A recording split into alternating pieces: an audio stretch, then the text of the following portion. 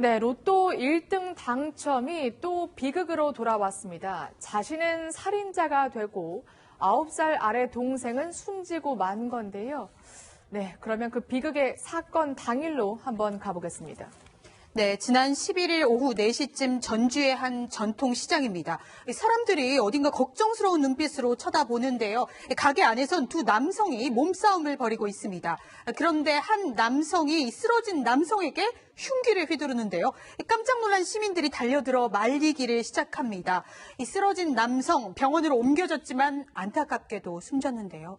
알고 보니 이 두 사람 형제 사이였습니다. 친형이 휘두른 흉기에 그만 동생이 목숨을 잃고 마는 겁니다. 네, 그러니까 형이 흉기를 휘둘러 동생을 살해하고 만 건데요. 비극의 시작은 10년 전으로 올라갑니다. 형은 당시 로또 1등에 당첨됐는데 그때만 해도 당첨금을 동생에게 나눌 정도로 우애가 아주 깊었다고 합니다. 이웃 상인의 이야기 들어보시죠.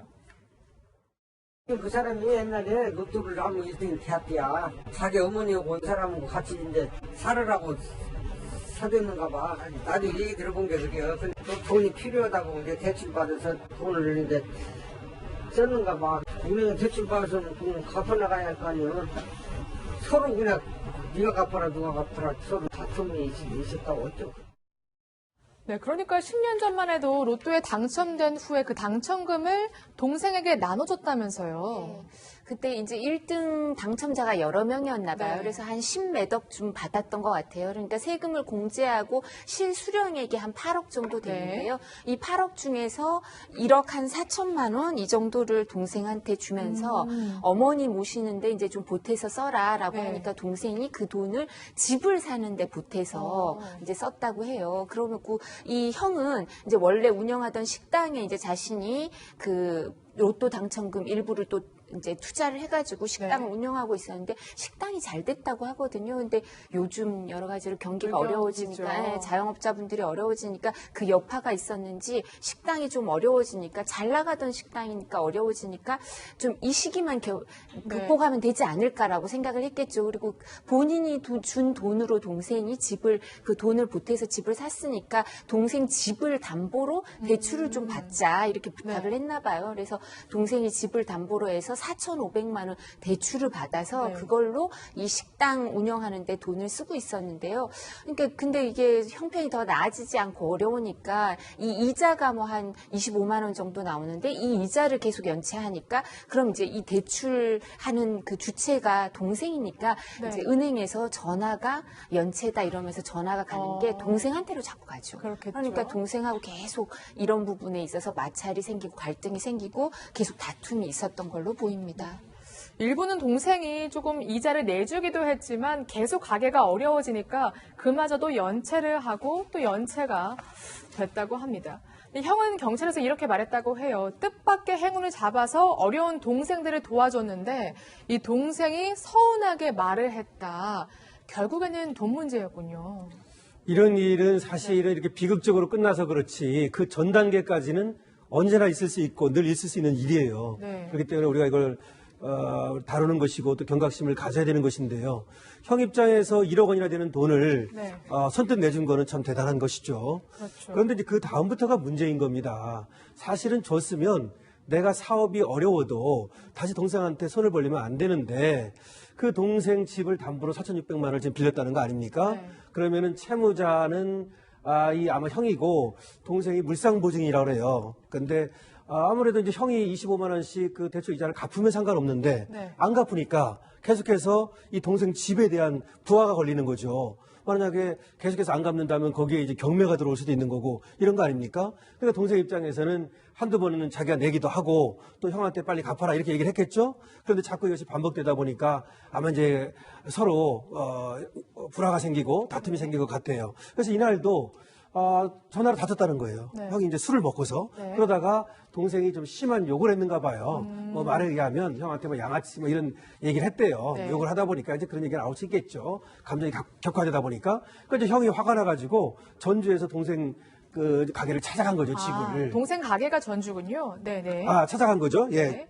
그 전주 동생한테로 간 거죠. 그래가지고, 사실은 뭐, 먼저 이제 칼을 가지고 간 모양인데 네. 정육점을 한다고 그래요, 이 형이. 그때만 해도 아마 위협을 하려고 했던 것 같은데 가가지고 이 동생 딸의 인형을 좀 이제 훼손하고 했나 봐요. 네. 근데 이제 그 과정에서 감정이 격화되고 이러면서 이런 비극이 생기게 된 거죠. 그렇군요. 네. 일단 형은 경찰 조사에서 홧김에 동생을 살해했다 이렇게 주장했습니다. 하지만 경찰은 다르게 보고 있는데요. 그 이유를 이웃 주민의 증언을 통해 확인해 보시죠. 삭성수랑 죽이라고 막 그러더라고. 이렇게 갖고 왔대야. 작정을 하고 왔는데 자기가 너한테 왜 그러냐고 했더니 내가 죽였다고. 나중에 119 오고 경찰도 오니까 경찰한테 내가 치겠다고. 그 현산으로 온 게 내가 나 잡아가라고 내가 치겠다고. 강도 갔다든 뭐 그러면 주위에서 너는 전부지만 현장안에 싸우는 게 그냥 그런 네, 그러니까 흉기 2자루를 가지고 갔다고 합니다. 그래서 경찰도 우발적이라고 보기는 어렵다 이렇게 보고 있는 것 같은데 팀장님은 어떻게 보이세요? 수사 단계에서는 일단 네. 범행을 할 때 미리 준비했다고 그러면 개혁으로 보는데요. 지금 흉기 2자, 쌍칼이죠. 네. 2개를 가지고 동생 집에 와서 먼저 인형을 찍고 또 뭐 싸우다가 동생이 뭐 동생한테 날 찌르라고 던졌다고 그래요. 그리고 나서 동생이 뭐 옷을 벗고 찌르라고 하니까 찔렀다고 하는데 그 범행은 그렇게 하더라도 제 수사기관에서는 일단은 흉기를 미리 준비했다는 거. 그 현장에 가지고 아니 칼을 안 가지고 가면 사건이 안 나지 않습니까? 그래서 아마 수사기관에서는 일단은 미리 계획적인 범죄를 했기 때문에 살인을 계획했다고 보고 송치를 할 거고 법원에서는 이제 뭐 변호사님이라든지 판사들은 판단이 틀릴 수 있지만 수사기관은 일단 우발적이라 하지만 준비한 것 때문에 네. 계획적 범죄로 보고 있을 겁니다. 그렇군요. 그런데 안타까운 점이 있습니다. 이 동생과 형이 흉기를 두고 이렇게 다툴 때 이 동생의 초등학생 딸이 그 옆에서 그 현장을 지켜봤다면서요. 네, 초등학생 딸과 네. 함께 아내도 사건 현장에 그래요? 있었습니다. 네. 원래 딸이 2명이었는데 큰 딸은 자리 없었고요. 초등학생 딸이 있었는데 아무래도 두 형제 간의 싸움이 조금 격화되자 아내가 걱정되는 마음에 이 딸을 데리고 잠시 다른 곳으로 있었습니다. 그러던 중에 일이 발생을 한 거죠. 네. 아내는요, 남편이 피를 많이 흘리자 지혈까지 하면서 그 남편을 살리려고 애를 썼다고 하는데, 그래서 이웃 상인들의 증언은 이렇습니다. 평소에도 이 숨진 동생이 굉장히 딸을 많이 아꼈다고 합니다. 자주 웃으면서 화상 통화도 하고 주변에 딸 자랑을 많이 할 정도로 끔찍이 아꼈는데 정말 안타까운 일이라고 이야기를 전해왔습니다. 네.